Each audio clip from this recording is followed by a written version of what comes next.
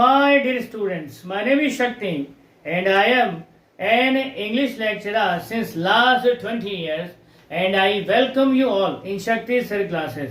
In today's class, we will learn how to frame interrogative sentences in present perfect continuous tense.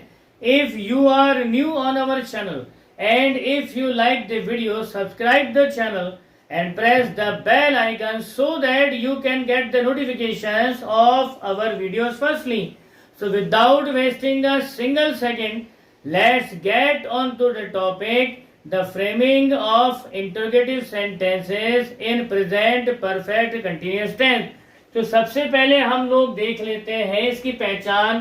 Previous classes में पहचान explain कर दी गई है, दोबारा बता देते हैं। हिंदी वाक्यों के अंत में से रहा है, से रही है, से रहे हैं, से रहा हूं, से रही हूं आते हैं। ध्यान दीजिएगा, ये जो से लेटर है, ये जो से शब्द है, ये रहा रही के साथ में नहीं आएगा, ये हमेशा आएगा टाइम के साथ में।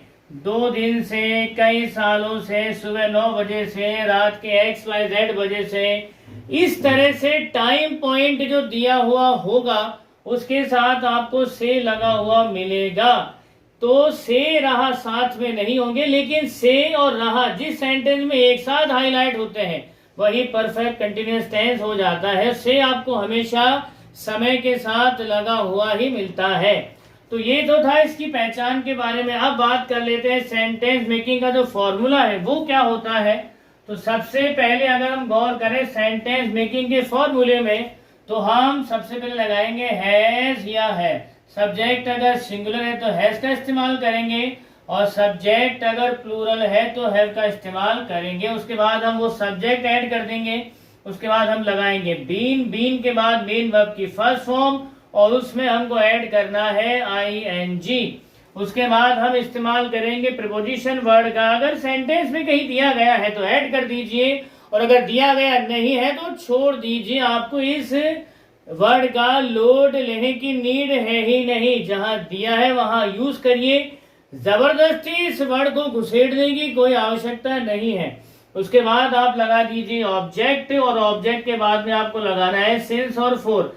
अगर सेंटेंस के अंदर निश्चित समय दिया गया है तो सिंस का इस्तेमाल करेंगे और अगर सेंटेंस में अनिश्चित समय दिया गया है तो फॉर का इस्तेमाल करेंगे और उसके बाद में वो टाइम डाल देंगे, वो टाइम पॉइंट जो कि सेंटेंस में हाईलाइटेड हुआ है। और फाइनली सेंटेंस के लास्ट में क्वेश्चन मार्क लगा करके सेंटेंस को हम एंड कर देंगे। फर्स्टली हम एक हिंदी में सेंटेंस बनाएंगे because we all are Hindi spoken people. हमारी जो लोकल बोलचाल की भाषा हिंदी है उसी में से हम वर्ड्स को जो है क्लासिफाई कर पाएंगे, कैटेगराइज कर पाएंगे कि ये जो सेंटेंस में बोल रहा हूं या ये जो सेंटेंस में सोच रहा हूं ये पर्टिकुलर टेंस का है।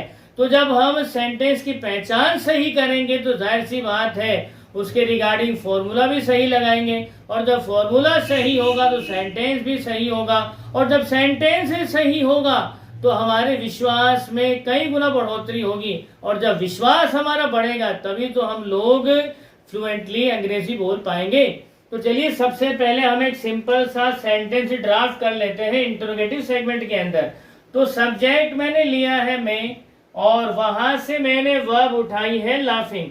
तो एक सिंपल सेंटेंस हिंदी में मैंने ड्राफ्ट किया है, क्या मैं पिछले 2 दिन से, क्या मैं पिछले 2 दिन से रवि के ऊपर हंस रहा हूं। तो ये रहा हमारा फॉर्मूला। इस फॉर्मूले के अकॉर्डिंग हम इस हिंदी सेंटेंस को कन्वर्ट कर देते हैं इंग्लिश के अंदर। आइए शुरू करते हैं। तो सब्जेक्ट हमारा मे है। मे जो है तो सिंगुलर लेकिन प्लूरल की तरह इस्तेमाल होता है। तो यहाँ पर जो हेल्पिंग वर्ब है उसमें हम लोग हैव लगाएंगे सबसे पहले अकॉर्डिंग टू द फॉर्मूला और सहायक क्रिया के बाद हमको लगाना है सब्जेक्ट। तो ये रहा हमारा सब्जेक्ट। आई हमने ऐसे कैसे इस्तेमाल कर लिया। अब इसके बाद हमको अकॉर्डिंग टू द फॉर्मूला लगाना है बीन। तो ये हमने बीन ऐसे कैसे लगा दिया। अब हमको लगानी है मेन वर्ब की फर्स्ट फॉर्म ING के साथ में, लेकिन यहाँ पर मेन वर्ब है किधर, ये रही आपकी मेन वर्ब हंस रहा हूं। तो जैसे ही LAUGH लाफ में हम ING जोड़ते हैं तो उसका मतलब हो जाता है लाफिंग। तो यहाँ पर अब वर्ब को हम ऐसे कैसे ऐड कर देते हैं, लाफिंग।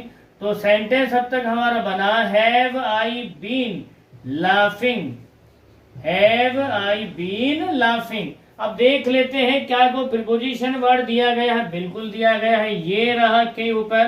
तो इसके लिए हम लोग इस्तेमाल करेंगे एट। तो अब तक हमारा सेंटेंस बना have I been laughing at, object है हमारा रवि, तो रवि का नाम हम यहाँ पर ऐसे की ऐसे लिख देंगे। तो ऑब्जेक्ट तक तो हमारा सेंटेंस कंप्लीट हो गया और बना क्या, have I been laughing at Ravi. अब बच जाता है सिंस फॉर और टाइम। तो सेंटेंस में अगर गौर से देखें तो पिछले 2 दिन से एक निश्चित समय बिंदु दिया गया है, पिछले 2 दिन की बात की गई है, तो ये निश्चित समय बिंदु है। तो इसके लिए हम सेंटेंस में इस्तेमाल करेंगे सिंस का। तो ये हमने सिंस यहाँ पर ऐसे कैसे जोड़ दिया। और अब पिछले 2 दिन की रिगार्डिंग हम यहाँ पर यूज करेंगे लास्ट 2 डेज।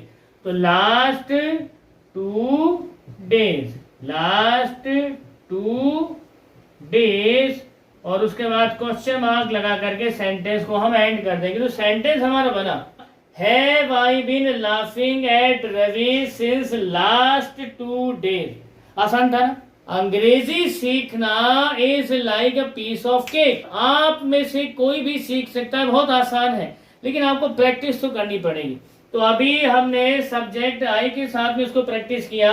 आप यहाँ पर और भी सब्जेक्ट्स दिए गए हैं, आप हर एक सब्जेक्ट के साथ में इसको घुमा घुमा कर प्रैक्टिस करिए। फॉर एग्जाम्पल अभी हमने इसको आई के साथ में लिया था, अब यहाँ पर मैं की जगह हम लगा दीजिए, तो सेंटेंस हमारा हो जाएगा have we been laughing at Ravi since last 2 days.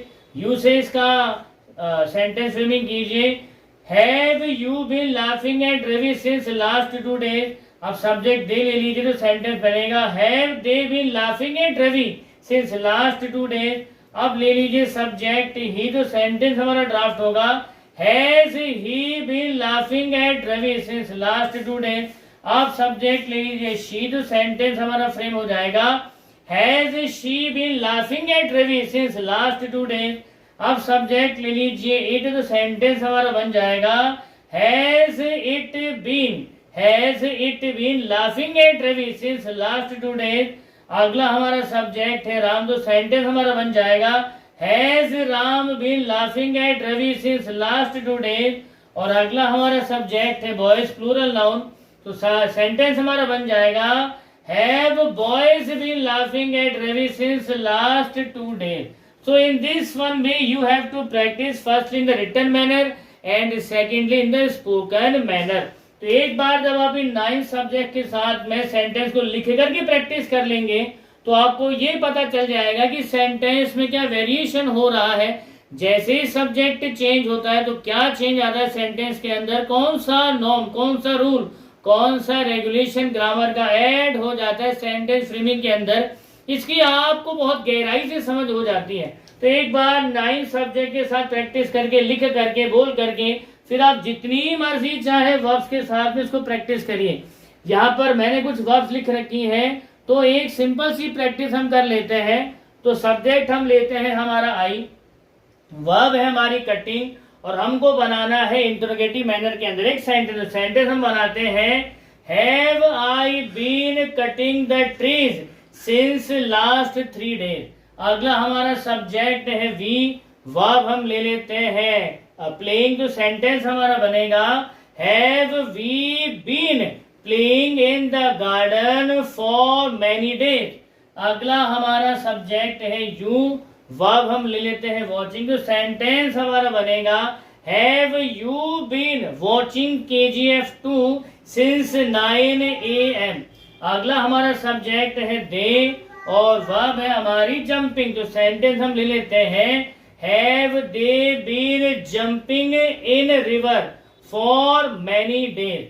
तो इस प्रकार से आप जितनी वर्ब्स के साथ में प्रैक्टिस करना चाहे उतनी वर्ब्स के साथ प्रैक्टिस करिए।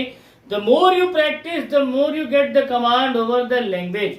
तो प्रैक्टिस करते रहिए, क्योंकि अभ्यास ही आपको आपका वो सपना, अभ्यास ही आपको आपके उस सपने से रूबरू करवाएगा, वो सपना जिसमें आप अपने आप को बड़े फ्लुएंसी के साथ में अंग्रेजी बोलता हुआ देखते हैं। तो आज की क्लास में बच्चों हम इतना ही करेंगे। इसकी नेक्स्ट क्लास में हम लोग जो है प्रेजेंट परफेक्ट कंटिन्यूअस के इंटरोगेटिव नेगेटिव मैनर को डीपली डिफाइन करेंगे। तब तक आप खुश रहिए, मुस्कुराते रहिए। जय हिंद, जय भारत, वंदे मातरम।